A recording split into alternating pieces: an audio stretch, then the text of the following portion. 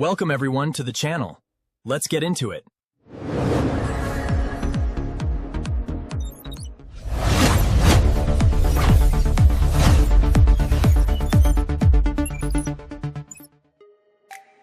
Ingat ya, semua analisis yang kita bagikan ini tujuannya untuk menambah wawasan dan insight, bukan sebagai ajakan untuk membeli atau menjual saham.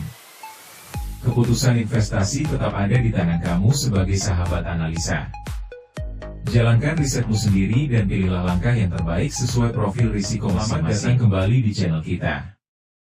Hari ini, kita akan membahas panduan lengkap mengenai 3 kategori utama saham di IHSG, yaitu Large Cap, Mid Cap, dan Small Cap. Topik ini sangat penting, terutama jika Anda ingin memahami perbedaan, peluang, dan contoh-contoh saham dari masing-masing kategori tersebut. Simak terus video ini sampai habis, karena kita akan membahas tuntas mulai dari pengertian kapitalisasi pasar, karakteristik unik masing-masing kategori, hingga tips investasi yang cerdas untuk masa depan emas Anda. Langkah pertama yang paling krusial adalah memahami bahwa tidak semua saham diciptakan sama. Di Indeks Harga Saham Gabungan atau IHSG, saham-saham dikelompokkan berdasarkan skala kapitalisasi pasarnya menjadi 3 kategori utama, Large Cap, Mid Cap, dan Small Cap. Setiap kategori memiliki karakter, peluang, serta profil risiko yang sangat berbeda. Memahami perbedaan ini akan membantu Anda menentukan strategi investasi yang paling sesuai dengan tujuan keuangan dan profil risiko pribadi Anda. Mari kita bedah satu persatu secara mendalam.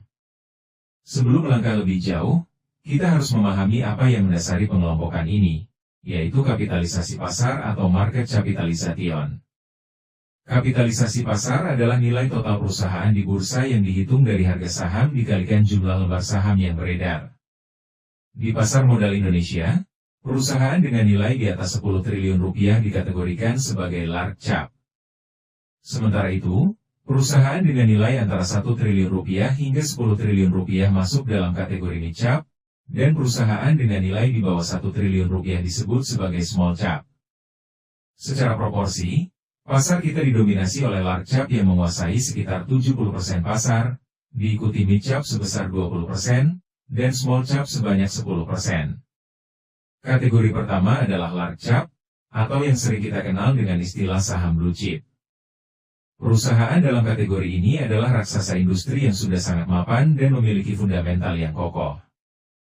Karakteristik utamanya adalah pendapatan dan laba yang cenderung stabil dari tahun ke tahun. Karena ukurannya yang besar, saham ini memiliki likuiditas yang sangat tinggi, artinya sangat mudah diperjualbelikan kapan saja.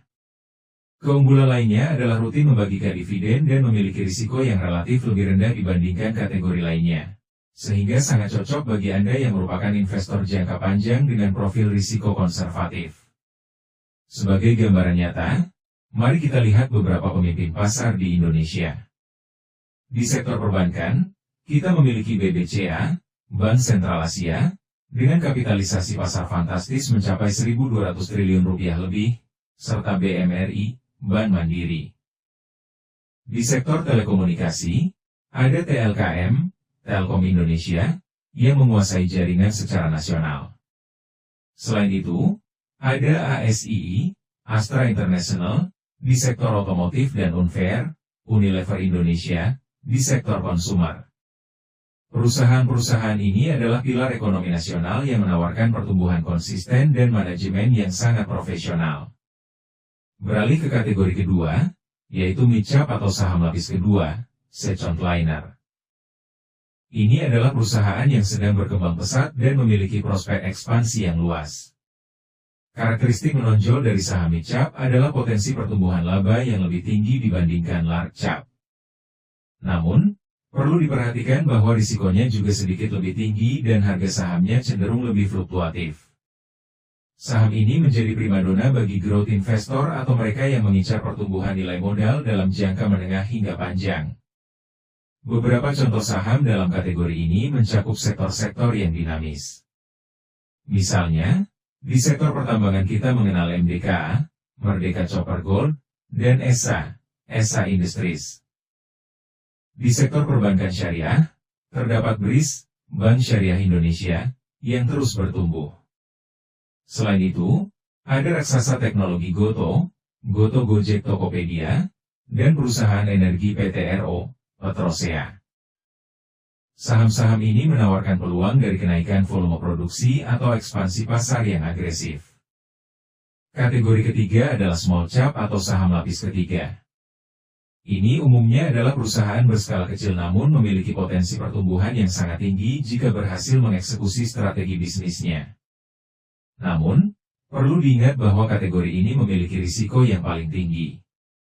Likuiditasnya cenderung rendah, sehingga terkadang sulit untuk dijual dengan cepat di harga yang diinginkan. Harga sahamnya sangat fluktuatif, istilahnya bisa memberikan keuntungan yang sangat besar dalam waktu singkat, namun juga bisa menyebabkan kerugian yang signifikan. Saham ini biasanya lebih cocok untuk investor agresif yang sudah berpengalaman. Beberapa emiten yang masuk dalam kategori small cap antara lain adalah KF, Kimia Farma, di sektor farmasi, HRTA, Harta Dinata Abadi, di sektor konsumer perhiasan, serta SRSN, Indo Acidatama, di sektor kimia. Ada juga BP, Astrindo Nusantara Infrastruktur, dan BAUT, Mitra Angkasa Sejahtera. Perusahaan-perusahaan ini seringkali berada dalam fase transformasi bisnis atau mengincar pasar ceruk, niche market, yang spesifik untuk meningkatkan nilai perusahaan mereka.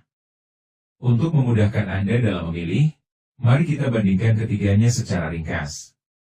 Dari segi ukuran, large cap adalah yang terbesar, sementara small cap adalah yang terkecil. Dari sisi risiko, large cap paling rendah dan small cap paling tinggi. Namun, jika bicara tentang potensi imbal hasil, return, small cap menawarkan potensi yang sangat tinggi, sedangkan large cap cenderung stabil. Mengenai likuiditas, large cap sangat tinggi sehingga mudah dicairkan, berbeda dengan small cap yang cenderung rendah.